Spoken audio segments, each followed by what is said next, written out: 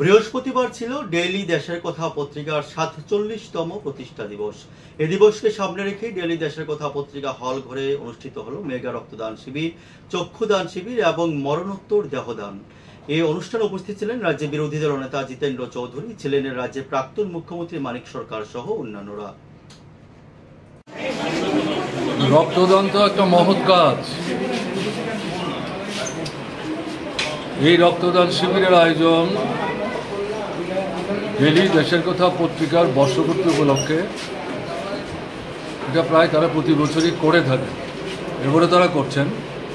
এবং এবার যেটা উল্লেখযোগ্য সেটা হচ্ছে রক্তদানের সাথে সাথে দেহদান এবং চক্ষুদান, ভেরি গুড থিং। এই তিনটা মিলিয়ে তার জন্য আমি উদ্যোক্তা ডেইলি দেশের কথার যারা নেতৃত্ব কর্মী সংগঠক তাদেরকে অভিনন্দন জানাচ্ছি।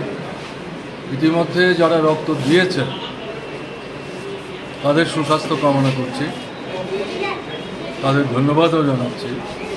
আরও যারা অপেক্ষা করছেন, আমার ধারণা অধিকাংশই দিতে পারবেন।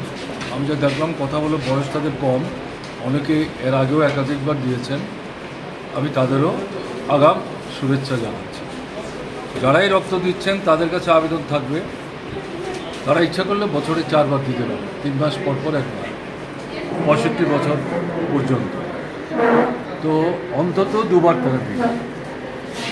আর দেহদান মারা গেলে পরে দেহটা পুড়িয়ে ফেলবো অথবা মাটির তলে এটা ইয়ে করে যাবে, ঢাকা দিয়ে রাখবে, কী মানে? এই যে ডাক্তারবাবুরা কাজ করছেন তারা তো এরকম দেহ না পেলে পরে ডাক্তারি শিক্ষায় শিক্ষিতই হতে পারতেন। তাহলে এই দেহটা মৃত্যুর পরেও কাজে লাগে।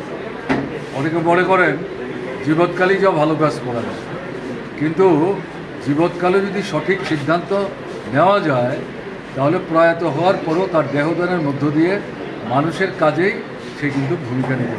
অসাধারণ জিনিস। চক্ষু খুবই ইম্পর্ট্যান্ট।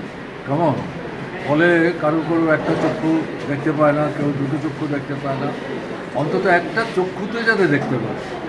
তার জন্য আমরা যদি চক্ষু দানের প্রতিশ্রুতি দিই, তাও অবশ্যই প্রয়াত হওয়ার, তাহলে এটা দারুণভাবে সাহায্য করতে পারে। ত্রিপুরায় একসময় চক্ষুদানের একটা প্রচলন ছিল, আগ্রহ ছিল, মাঝখানে বন্ধ হয়ে গেছিল। বামফ্রন্ট সরকার আসার পর এটাকে আবার একটা নূতন পরিমণ্ডল তৈরি করে চক্ষুদানও মানুষকে উৎসাহিত করে, আর মেডিকেল কলেজ হওয়ার পর দেহদানের গুরুত্বটা আমরা উপলব্ধি করি, সেটাও শুরু হয়। তো সবটা মিলিয়ে এই কর্মসূচিতে আমাদের রাজ্যের সর্বত্র, বিশেষ করে যারা কম বয়সের ছেলে মেয়ে, তাদের তরফ থেকে উদ্যোগ নিয়ে এগিয়ে আসা দরকার। এবং এটা নিঃসন্দেহে একটি মহৎ কাজ, ভালো কাজ, মানব কল্যাণকর কাজ। এর সাথে সংকীর্ণতার কোনো সুযোগ নেই, রাজনৈতিক দলাদলিরও কোনো সুযোগ নেই। কাজেই সেদিক থেকে এই ধারা অব্যাহত থাকবে, এটি আমার দৃঢ় বিশ্বাস। ডেইলি দেশের কথা, এটা তো একটা লড়াই যারা করে, সংগ্রাম যারা করে, অন্যায়ের বিরুদ্ধে যারা এগিয়ে যাওয়ার চেষ্টা করে, ডেইলি দেশের কথা হচ্ছে তাদের মুখোমুখি। তারা জন্মের পর থেকেই লড়াই করছে এবং এই লড়াই করতে গিয়ে তারাও আক্রান্ত হচ্ছে।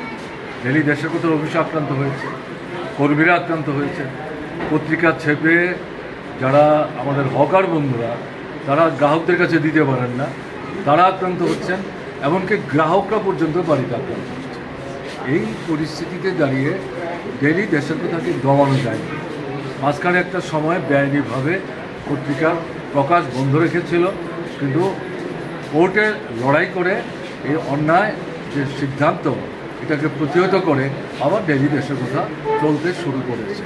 কাজেই এই ধারা ডেইলি দেশের কথা অব্যাহত রাখবে। তার সাথে এই যে কর্মসূচিটা তারা নিচ্ছেন প্রত্যেক বছর অন্তত একবার, এটাকে যুক্ত করে তারা, আমার যেটা ধারণা, রাজনৈতিক, সামাজিক এবং মানবিক মূল্যবোধের যে দৃষ্টান্ত তারা স্থাপন করছেন, এই কারণে তাদেরকে আরেকবার আমি অভিনন্দন